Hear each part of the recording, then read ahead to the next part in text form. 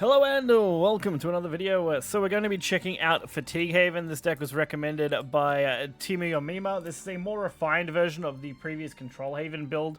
Decks are constantly evolving, and by the time that video did go out, this deck was already kind of popping off, so I definitely see what he meant.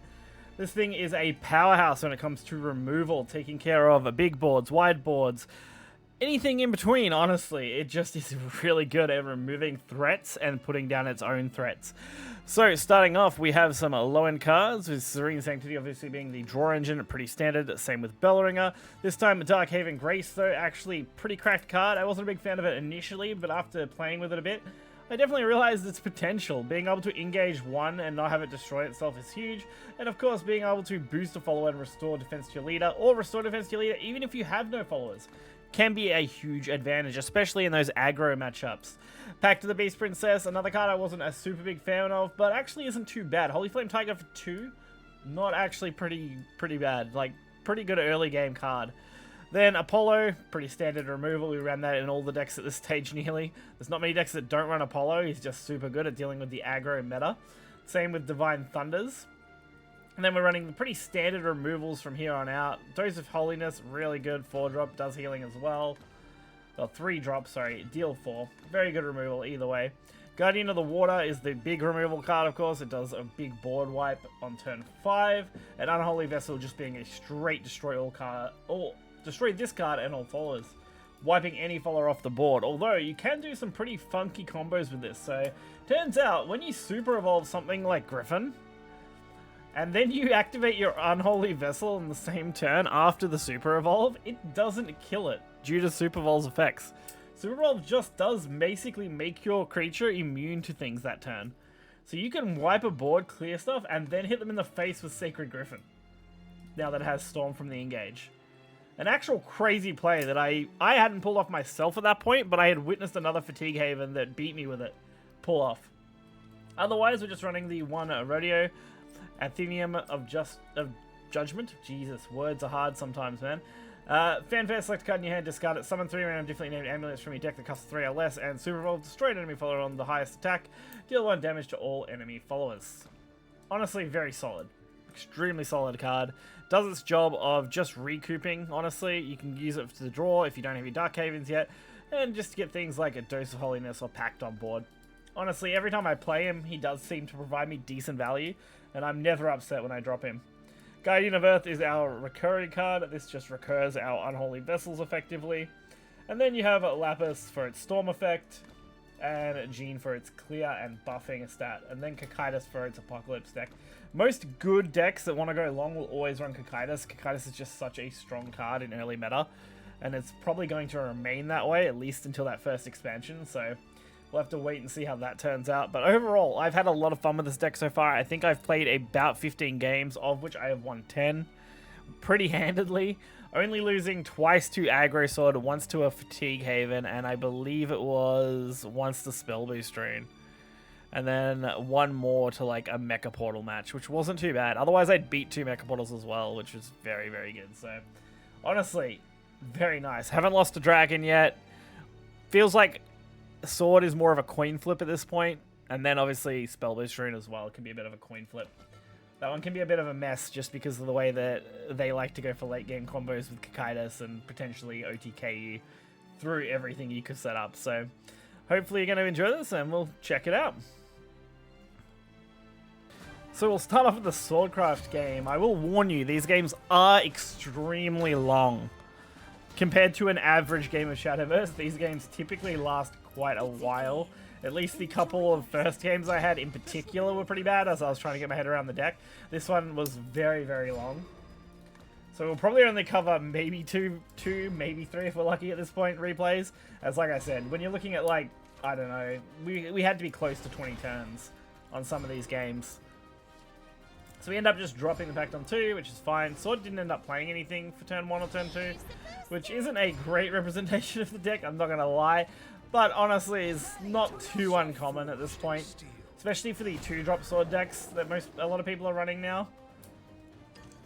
But you'll see that this guy still puts up an extremely good fight, and this does show the longevity of the clears that this Haven deck can put up. I might have struggled a little bit more early game-wise, but it wasn't really too different because we did have double Apollo in hand, so dealing with some early game wipe would have been fine. So Apollo can get a pretty nice pickup here, pretty much taking out everything without any issue at all, and allowing us to potentially go face for some extra damage.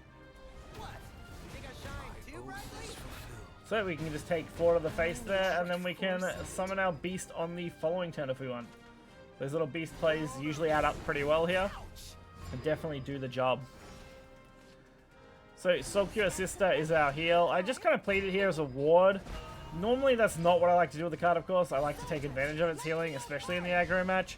But given that I don't have a really great way to do anything until the turn 6 clear, I was like, do I not? And then I was like, I just played it. I was like, okay, let's do it.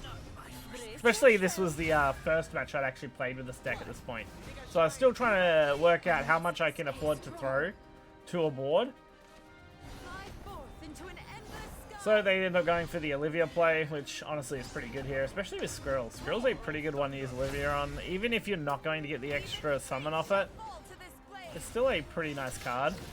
The 5/4 ambush is nothing to sneeze at, but fortunately for us, Unholy Vessel like a turn 6 card is going to do it for us. And it is just a nice bit of setup. So from here, it was really big board after big board on repeat, and we just had to keep clearing. I can keep playing my clears, slowly healing up, gaining stats, which is what I should have done there. I misplayed the amulet. Again, this was the first game, and probably one of the longest games I had. So they end up going for the Silver Captain here, which does give everything barrier, which is kind of annoying, because now I can't just easily clear it without a decent top deck. And unfortunately, we don't find it, so I do have to send the Apollo and then the water, getting rid of all the barriers so that I can then take them out. They've already burned through nearly all their main Evo points. They've only got 1 normal Evo point left, so we're actually not in a bad spot for a long-term game. They go for their Bane and their Quick Blader into a Knight. Really not too worried at this point. I do have to deal with the 4/4. I can't leave that up when they have the Evo point still available. So I end up just trying to set up another Chalice with the 5/7, and then I end up setting up the removal just to get rid of it. So I finally see Shining Seraph Lapis. Like, great time to see her, I guess, but it took a lot of time for me to see her. Luckily, it's not too bad. Chalicing Albert on its own didn't feel great, but if it meant I could set up my Seraph plays so that we can finally start actually doing something, I don't mind too much. Plus, we did get to at least set up the ward, and we still have a massive removal turn incoming. So they end up going for the Evo here. They get a little bit of damage on me, which I'm not worried about. Since we have Saintly Knight Jean, we can just play her out, wipe the board, continue on with our day. Again, I got some draw set up, which is good. Considering we're running out of cards, this was finally where I was like, okay, I'm pretty much out of major removal in hand. I need to start replenishing what I've been using. Especially as we get further and further into this game, and I haven't seen my Kakaitis yet. Speaking of the devil, Kakaitis coming in clutch right when you'd want it. So I go for the Super Evolve, which allows me to take out the Olivia, and then I can just hit for 7, since I can't do anything about the little squirrel. And it's timed perfectly with the draw 2 for next turn, allowing us to get a lot of Kakaitis cards, but they do end up conceding. I mean, a 13-13 is nothing to sneeze at.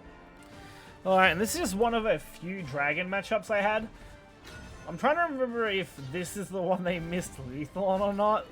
There's at least one match here where they did end up missing a lethal. If it is, I do apologize. I was trying to pick the one that doesn't, but we'll see. I also didn't want to pick... There was like a weirdo Tahime Dragon deck that I didn't really want to showcase because it's just kind of weird.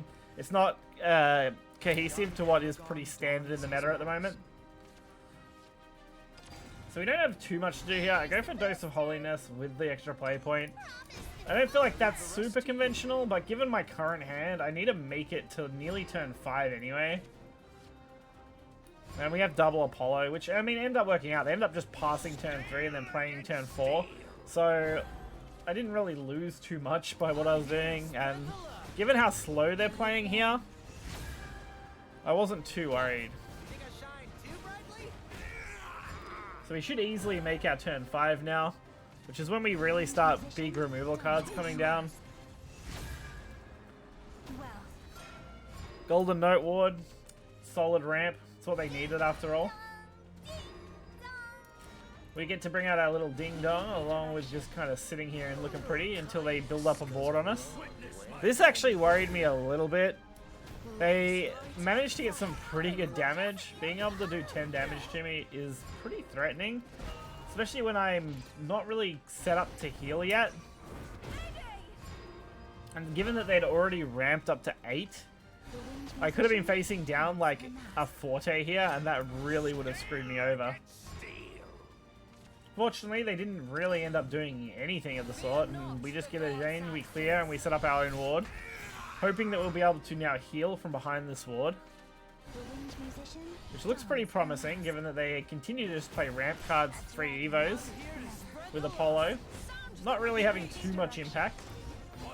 But then they do end up super evolving the Wind Rider and putting me on 5, so that was definitely not something I enjoyed. So now I just focus on going for some heal while also trying to set up the removal. We have the exact right amount of player points to clear this Intimidate. Apollo taking it out. They are down to just 3 cards in hand currently. They do end up drawing 2. Something that was definitely something I was keeping an eye on to make sure that I only have so many big threats to deal with and I have a lot of resources to do it with. This 10-10, I was trying to think of the best course of action to both heal and kill this. And I end up just going with Rodeo. I feel like his ability to summon and remove is what I wanted. So I end up just doing the little bit of healing, which ends up inflicting 1 damage to me anyway because I forgot about the fact that Burn Knight was going to hit me. So it completely was negated and effectively was a waste. But not entirely, because we do end up removing it after all, so it's not completely awful. Luckily, no Storm after that.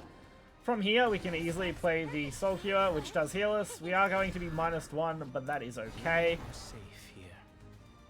Thinking back on it, I didn't really think about the -1 for most of it, but it looks like it did. It can only do it once per turn.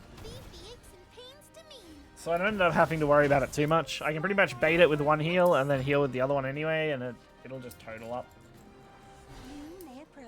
So I end up going for more draw and then conceding to my board. I guess this was a little too much for them to deal with. Alright, this is just going to end up being a longer video. I wanted to put this Portalcraft one in. This was one of my other early games out of my 15.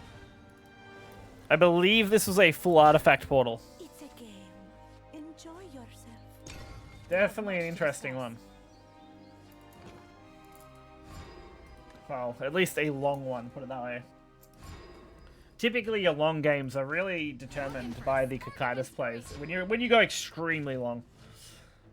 I've slowly been working out other ways to get good damage in. Like I said, the Griffin combo looks pretty cool with the Unholy Vessel. It's something I definitely will put into practice in future matches after seeing a Fatigue Haven do it. So we end up just playing our beasts out, kind of just rolling with what we got, getting all the amulets we need, setting them up, so that we can potentially wipe their board in the next couple of turns. They do a little bit of fusing, setting up their artifacts. They're just trying to get what they need ready.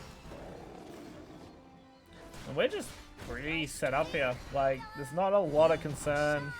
We're not in any kind of urgency. The health total's pretty good, and now we're going to be able to heal the +1 every turn if we want through the engage. So end up just hitting me for another 1. Like I said, not a worry at all.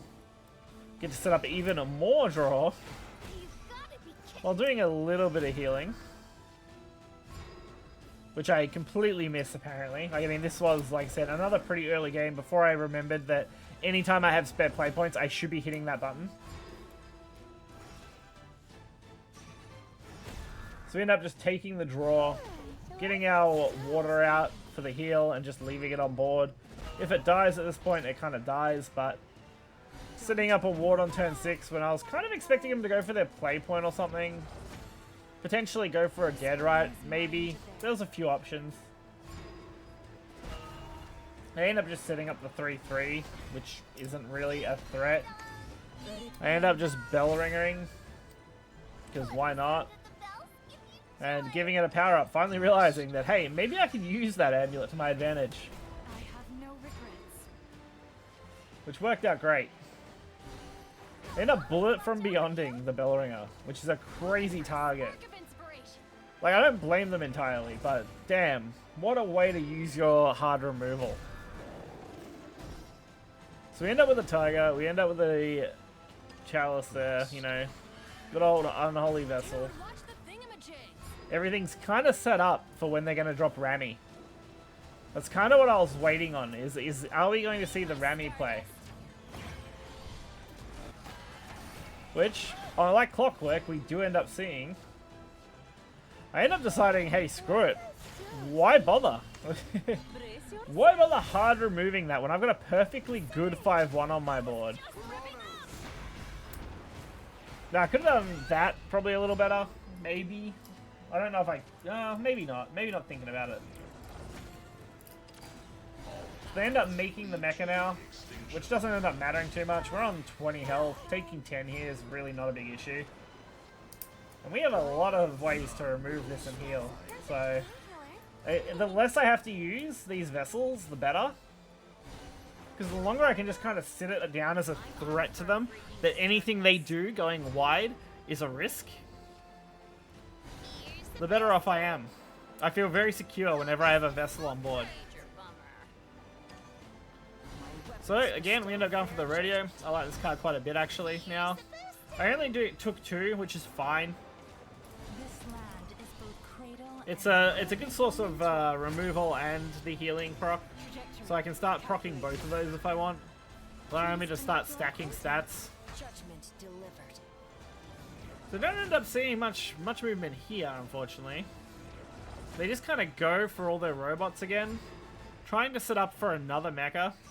So I end up just unholy vesseling this Sylvia and just playing the way to get more. And then I just end up boosting her. Mostly for the healing, so I can get to the 18 instead of 16. Getting a +2 heal is good, but the stats are also just really good. Having a 7-9 come down there is insanely valuable. It's definitely not something you can easily remove without having to spend some resources. At least not for Portalcraft. When we've already seen them use, I believe, 2 bullets at this point. Memory.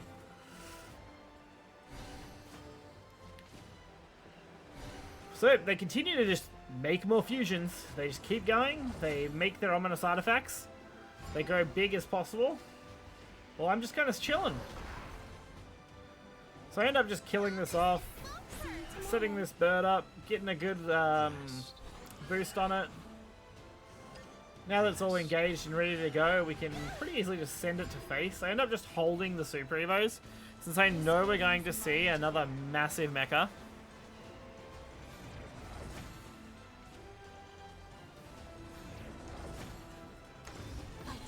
But yeah, it's a very solid deck.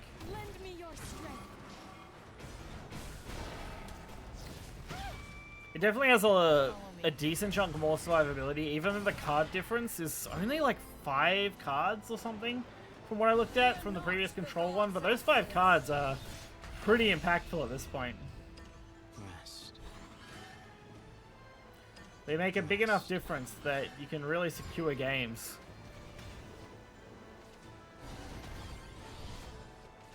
The curious artificer dons their mask.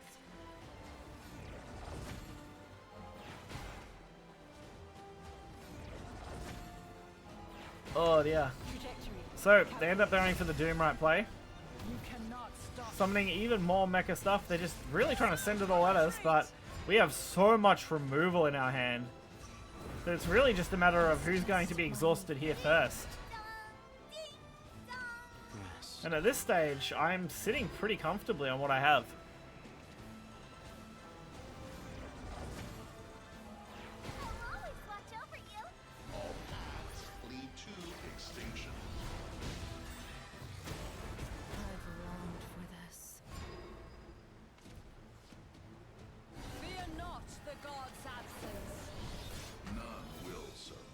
So the Jane is great here. More boost, more removal.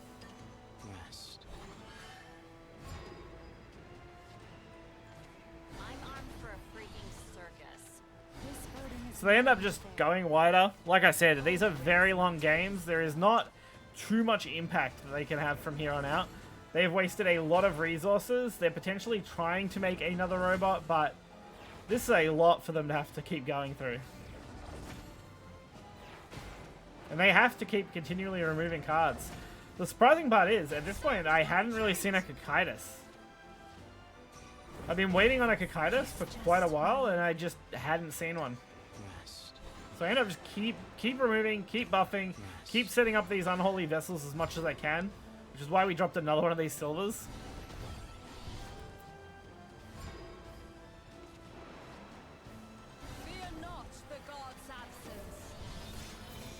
I end up going for the extra damage instead this time, getting the boost, going for a pretty comfortable follower count here. We're easily able to set up a 14-18 unit, which gives us a pretty nice opportunity to go for lethal next turn if they can't full clear.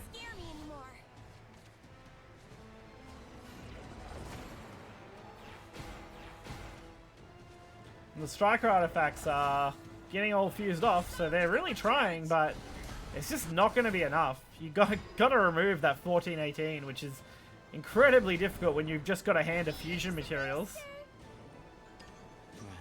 And this is more than enough to kill them. I won't give up.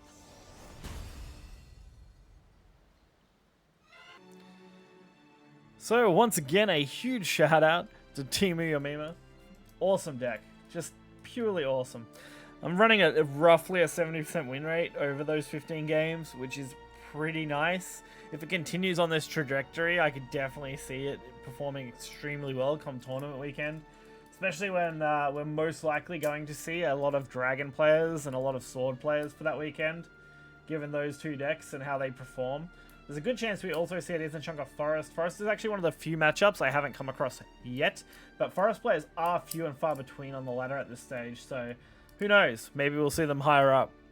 But hopefully you guys enjoyed the video. If you did, please like it, follow for more. Until next time, I'll see you then.